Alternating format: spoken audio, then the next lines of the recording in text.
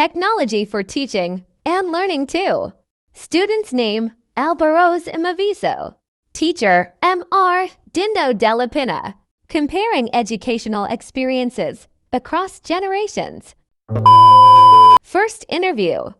So, good afternoon. So, this is the continuation of the interview. So, I'm here with Ate Jillian. So, I'm gonna ask her a few questions about the last topic. So, wait lang. So, the first question is, unsa inyong pamaagi sa pagkaton sa una? Like, unsa pamaagi or way sa pagkaton sa una? Iska sa maestra, masabton ka, tapos paduulon ka, kung sa imong nasabtan. Nya, magkomit chok, dayon mo yung iyang sabito, mauna. Or patubagon ka sa dili, o discuss ra, patubagon ra pug ka, kung pansiron ka sa blackboard, mo answer pug ka sa imong nasabtan. So sa una day guys, mas strict sa una ang mga teacher. So, next question is, unsa may pamaagi nga gigamit sa inyong maestra sa una, sa inyong pagtudlo? Like,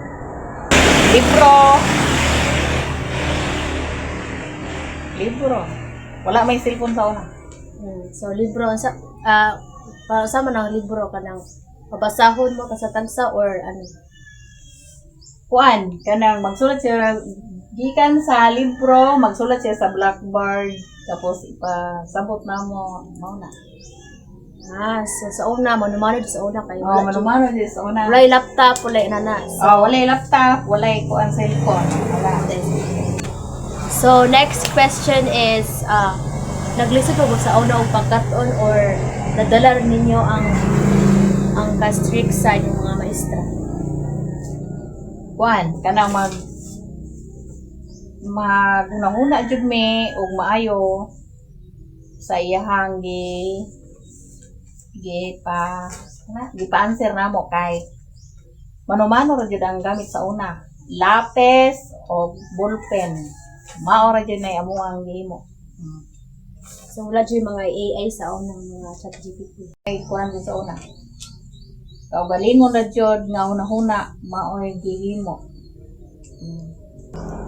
So, this is the last question. So, nakagamit ba mo technology sa una or kanang mga gadget sa una?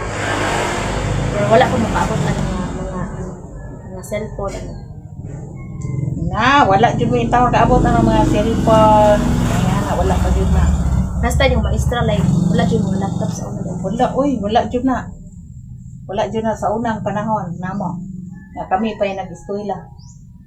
So, swerte dahil takay. Sa Gen Z, karon na may mga laptop, cellphone. So, swerte dito guys. So, that's all for today. Second interview. Good morning, everyone. So, I am Albaroz Imaviso. I am the interviewer from Negros Oriental State University. Hi, good morning, everyone. My name is Sarmi Sinyaga from CTU Malabuyok. I am 21 years old. So, here we're gonna talk about technology and education. So, education has changed a lot over the past years. So, this interview looks at how all generation learn in school compared to the students today. So, we're gonna talk about how people learn, how they are taught, what are the challenges they face, and how is technology used. So, now let's move to the first question. Bisaya na siya, sir. So, unsa man ang imo pamaagi sa pagkaton karon ug unsa nimo mas maayo nga matun-an ang mga leksyon? So, as a college students, paagi na ko karon aron na ako'y makuha nga lections using ChatGPT, Google. Pero kung mag-research man ka, dili tanan kuhaon nimo sa ChatGPT kay mag-plagiarize man ka ana, di man na imuha, kinuha ra man nimo. So dapat magkuha kag references ana nimo magikan sa ChatGPT. So follow up question no. So unsa ni pagkabalo nga kana nga sources kay fact or dili siya kanang muhimo ra ba? Gusto niyo pagkabalo nga kanang references nga imong gipili kay sakto gyud siya. na ay authors diyon na apoy mga remarks nga kana kay tinuod jud siya. So di siya plagiarism pod. Okay. So, no, kailangan jud ka lang. Di na to kapihon na AI no kay karon mga teachers karon ma-detect na nila ang AI. So, kung ma-detect nila ng AI na ma-zero jud ka ana. So, kailangan jud na kay original nga imo. So, next question is unsa man ang pamaagi sa pagtudlo nga gamit sa imong mga karunong? Unsa ang imong naging gusto nga paagi? So ang ginagamit karon sa teacher nako sa college kay mostly gagamit is sila ang PowerPoint sa pagkuan nila, pag-reporting. Kay kung ginagamit manggod nila sa una kay kuan ra Manila paper. So malangay man ka sa Manila paper, di pareha sa PowerPoint mag-type ra ka after ana pwede na ka maghimo og pwede ka makakuha og design. After ana pwede na ka mag-report nya using projector. So, unsa man ang mas ganan nga paagi katong traditional or katong modern?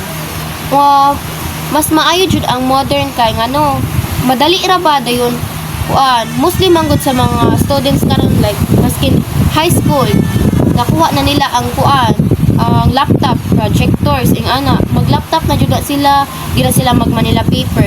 If kung gusto jud sa teacher gyud nga i-Manila paper nila na mo kuan ra pud ang students nga i-Manila paper nila pero mostly sa ginagamit karon labi na college kuan jud kanang ang ilang ginagamit sa pag-reporting nila through laptop ang pag-report.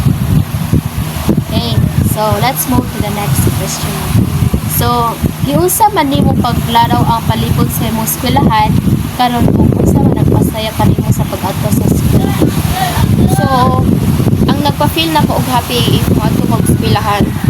Especially jud kayo para nako kay ang teacher, classmates, friends, and schoolmates. Kay sila pud ang rason ngano po ko ni fight pod ngano ko ni ato pud og eskwelahan. Kay some jokes kay makahappy pud nako labi nag about sa kuan sa about sa amo activity ing ana ang teacher nakadala pud og happy nako kay makakat-on ko nila kay ayo pud sila mo teach og mga students ba dayon kanang ginatarong pud nila ang pagkat-on ng students nga nakabalo jud sila nga kini hina ni dapat akong tarungon ni siya nya ang pag-entertain po dito sa mga teacher sa mga students kay tarong ra po dili ra po kanang murag ingon nga di na ko na estudyante di na ko na tagdun oy dapat dito manggod sa amo sa Malabuyo kay kuan ang makita ang mga teacher makita ang students mo good morning pud sila dit ang students pud makita teacher mo good morning pud sila so mao po na ang rason nganong ganahan po kong usul everyday sa eskwelahan. Like no kay through socializing mo makakuan ta mga friends, di ba? Maka-learn po kanila, no? So now let's move on to the fourth question. Unsa man ang labing kalisod nga hagit mo sa pagpatutunan? Kung unsa di mo ini pag-isugban? So karon no diri manggod sa amo kay permi kog ma-lost connections kay kuan layo pud ko o kanang balay ba layo amo ang posting ana. So ang akong problema no kay kaning lost connection jud. So dapat every day, every night naa kay connection, naa kay load, naa kay cellphone para kung unsa may chat ninyo sa GC makuha nimo aware ka sa tanan nilang gipang chat, aware ka sa chat sa imong teacher, sa chat sa imong classmates. So dapat ang importante gyud ang internet. So now let's move to the last question. So what are the types of technology you are using recently for your studies? For my studies, I use laptop, projectors, especially for reporting. Kaya naman sa laptop na dito ako mga documents na ginahimo sa among report. Gayon sa kuan sa projector, dira na ko gamiton ako ang projector sa pag-report nako. Para dako ang kita niya ba kuan ang mga letters makita jud sa usa ka kuan sa projector. So dapat na kay projector na kay laptop always na nimo ginagamit og always na nimo dalhon pod sa eskwelahan. So now, I'm gonna ask you what are the disadvantages and advantages of using that kind of technologies?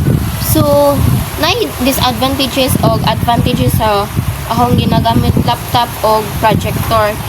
Kay sa laptop, kuan siya, makasakit po siya o kung kuan, dugay ka magamit ana kung wala kay off ana laptop, imong mata makadaot siya sa mata kay ang screen. Sa kuan pod sa projector samot kay dako kay siya ang projector. Din kung magpaduol ka dito na may lights sa kuan, na may lights dito, dili ka pwede magpaduol ana kay imong mata pod madaot yung mata, makakos pod na siya og sakit sa imong mata o dili po na nimo patyon o pasagdaan na nimo din muagi kag kalit anang projector, di jud na pwede. Munay disadvantage ana. Ang advantage ana kay magamit nimo sa imong eskwela, pwede ka maka-research ana sa laptop, pwede maka-research, pwede ka maka-edit ana, pwede pod makakuha kog mga information sa kuan Google using ChatGPT ing ana. Dayon sa kuan ang advantage sa kana projector, makita tanan ang naa sa laptop. Di ba sa laptop kay ang mag-report ka kay gamay rin makita mga letters. If i-projector nimo siya, daghan siyang makita, i-scroll nimo dagko na siya letters.